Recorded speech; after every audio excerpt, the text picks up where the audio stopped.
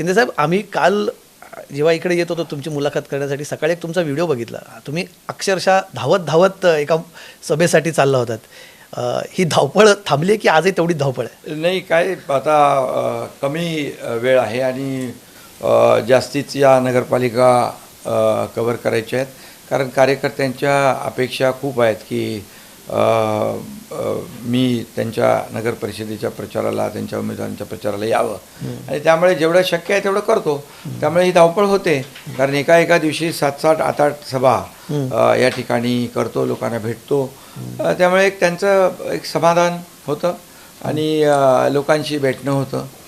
प्रचाराला मुदतवाढही मिळालेली आता. एक दिवस मिळाला आहे, त्यामुळे आणखी सभा होतील.